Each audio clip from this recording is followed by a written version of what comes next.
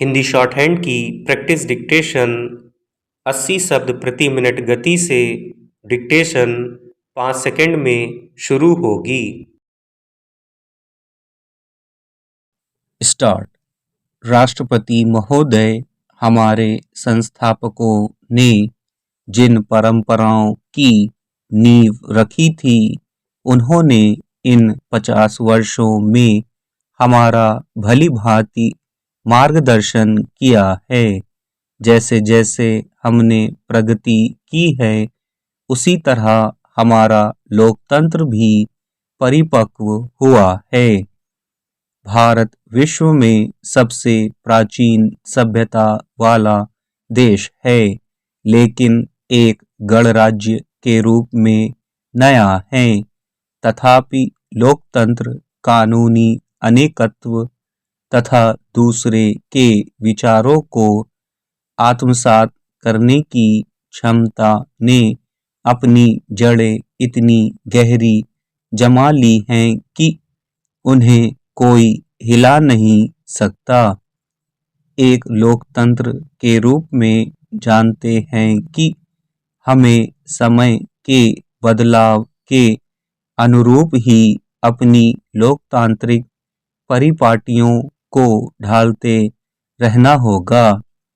वास्तव में यह भी भारतीय परंपराओं का एक हिस्सा है। सदियों से हमारी सभ्यता को अनेकत्व से शक्ति मिलती रही है, जिसमें नई सोच, नई अवधारणाओं और नए प्रभावों को ग्रहण करने और अपने को उनके अनुकूल बनाना शामिल है। तथापि कुछ आधारभूत सिद्धांतों जो भारतीय अस्मिता के सार हैं, इस प्रक्रिया के दौरान भी अक्षुण्ण रहे।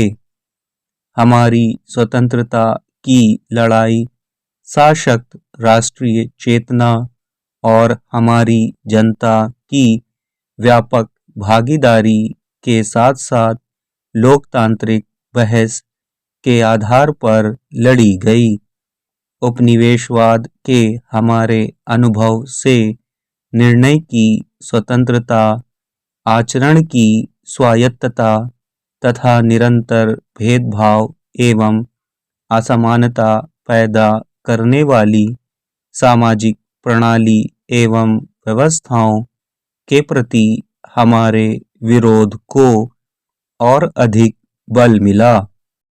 भारत 50 वर्षों से विश्वव्यापी निरस्त्रीकरण के जरिए अंतर्राष्ट्रीय शांति और न्यायसंगत सुरक्षा के लिए निरंतर प्रयास करता रहा है। हम विश्व को परमाणु हथियारों से मुक्त कराने की दिशा में अभी भी प्रतिबद्ध हैं और हमारा विश्वास है कि विश्व में सुरक्षा का माहौल बनाने का यही एक रास्ता है। तथापि हम देख रहे हैं कि विश्व में परमाणु हथियारों और मिसाइलों को जमा करने की होड़ लगी हुई है। यह होड़ बेरोक टोक जारी है।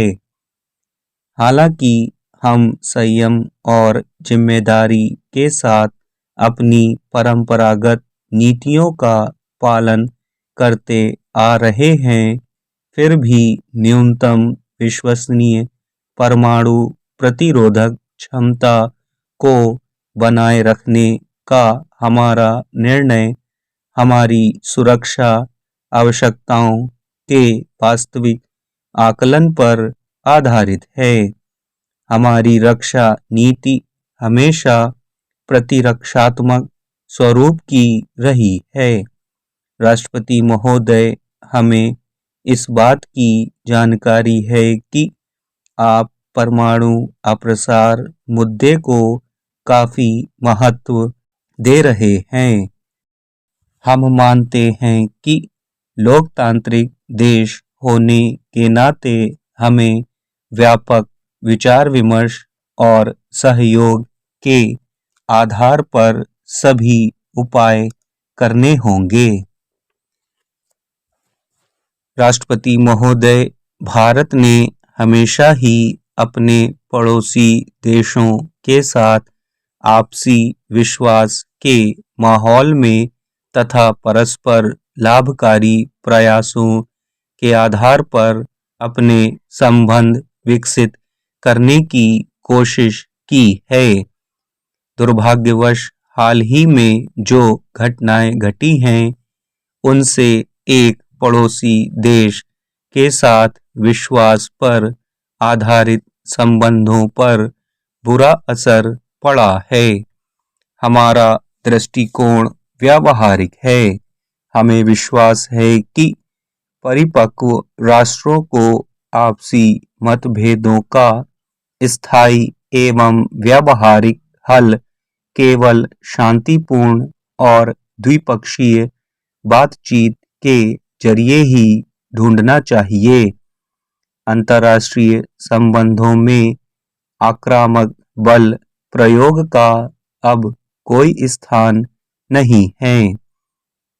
राष्ट्रपति महोदय, जैसे जैसे हमारी बातचीत आगे बढ़ेगी, भारत और संयुक्त राज्य अमेरिका को आपसी हितों के बिंदुओं से ऊपर उठकर दोनों के संयुक्त विजन पर भी ध्यान देना चाहिए।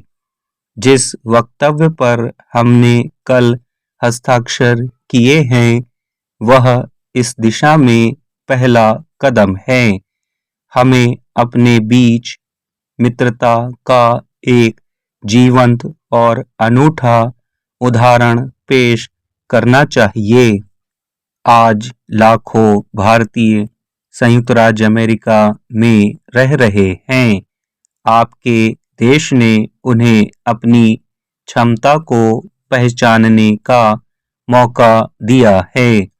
इसके बदले वे हर एक क्षेत्र में आपके देश की प्रगति में योगदान दे रहे हैं। यह सहभागिता सरकारों पर निर्भर नहीं है। यह प्रतिदिन का आपसी कामकाजी संबंध है। इस सहभागिता से दोनों पक्षों को लाभ होगा।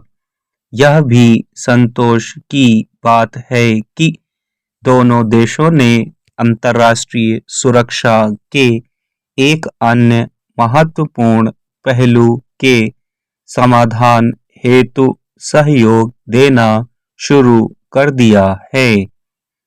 आतंकवाद की समस्या, जिसका संबंध चरमपंथ की विचारधाराओं से जुड़ा है तथा जिसे नशीले पदार्थों के अवैध व्यापार के जरिए वित्त पोषण किया जाता है, आज राष्ट्रों के लिए एक सबसे बड़ी चुनौती बनी हुई है। आज हमें इस बात पर विचार करने की आवश्यकता है कि क्या हम इस बुराई, जिसकी बुनियाद घृणा और हिंसा पर टिकी है तथा जो लोकतंत्र के आदर्शों के बिल्कुल विरुद्ध है, की जड़ पर प्रहार करने का पर्याप्त प्रयास कर रहे हैं। हम संतुष्ट नहीं हो सकते, ना ही हम ये वायदे सहन कर सकते कि हम सही निर्णय लेने के बिना इन्हें पूरा नहीं कर सकते। वे अप्रचलित क्षण होंगे। जनता हमसे कार्य की आशा करती है।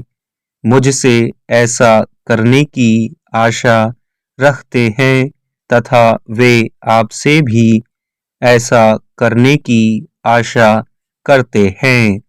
वे ऐसे आवश्यक निर्णय लेने की आशा करते हैं। स्टॉप।